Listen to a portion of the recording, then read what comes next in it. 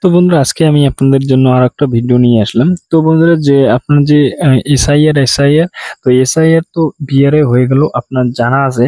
আর আপনারা সবাই জানেন যে বিহারে যে এসআইআর আছে সেই এসআইআর হয়ে গেছে। এখন এই এসআইআরটা হবে ওয়েস্ট বেঙ্গল, পশ্চিমবঙ্গে। তো এসআইআর হওয়ার জন্য কি কি ডকুমেন্টের দরকার থাকবে, কি কি লাগবে, সবকিছু ডিটেল বাই ডিটেল এই ভিডিওতে বলবো। তো চলো আজকের ভিডিও শুরু করা যাক। তো বন্ধুরা, এখানে দেখতে পাচ্ছেন আমি আপনাদের জন্য নিয়ে এসেছি আপনাদের কাছে যদি প্রথম আমি আপনাদেরকে ফার্স্টটা বলছি। প্রথম যদি 1987 আগে আপনাদের জন্ম হয়, 1987 সালের যদি আগে জন্ম হয়, কোন কোন নথিগুলো আপনাদেরকে জমা দিতে হবে।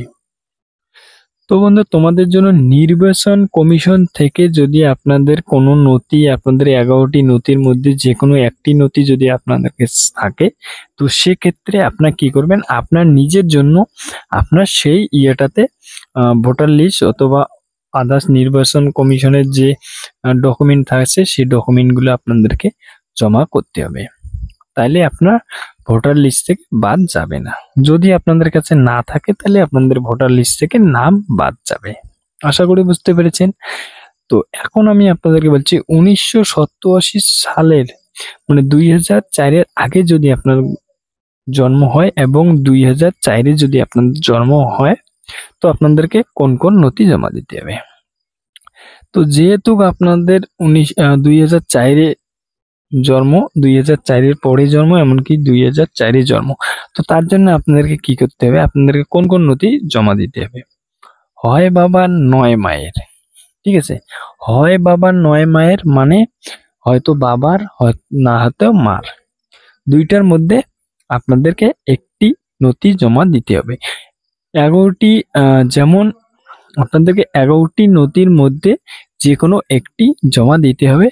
হয় বাবার নয় মার, আপনারা বুঝতে পেরেছেন, হয় বাবার নয় মার মানে বাবা নাইলে মার। আমি আপনাদেরকে ভালো করে বোঝার জন্য এইরকম করে আপনাদেরকে বোঝার জন্য এই ভিডিওটা নিয়ে আসলাম, যে আপনাদের মনে কোনো ডাউট থাকে সেটা ক্লিয়ার হয়ে যায়। বুঝতে পেরেছেন বন্ধুরা?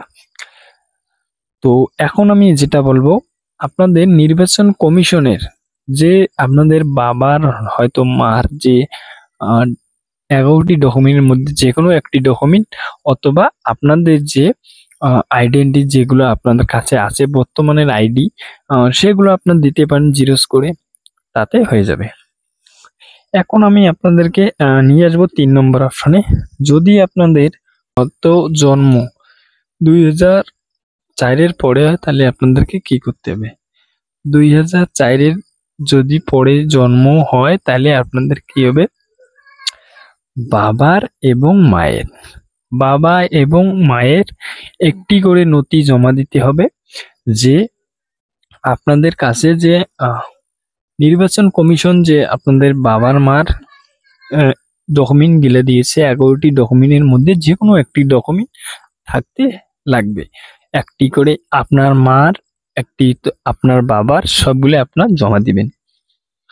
তো আপনাদের ক্ষেত্রে আপনাদের কি লাগবে, আপনাদের কাছে যদি 11টি ডকুমেন্টের মধ্যে একটি ডকুমেন্ট থাকে, তাহলে মার আর বাবার আর তোমার 3 জনকারই একটি করে নথি জেরক্স করে আপনাদের মানে ভেরিফিকেশনের এসআইআর এর জন্য দিতে হবে।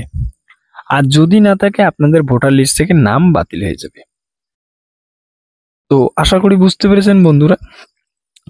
ভিডিওটা যদি ভালো লাগে, ভিডিওর জন্য একটা লাইক করবেন, চ্যানেল নতুন হয়ে থাকলে চ্যানেলটাকে সাবস্ক্রাইব করবেন, আর পাশে বেল আইকনকে প্রেস করে অলে সেট করে রাখবেন পরবর্তী নতুন কিছু ভিডিও পাওয়ার জন্য। তো বন্ধুরা, আজকের জন্য জয় হিন্দ, জয় ভারত।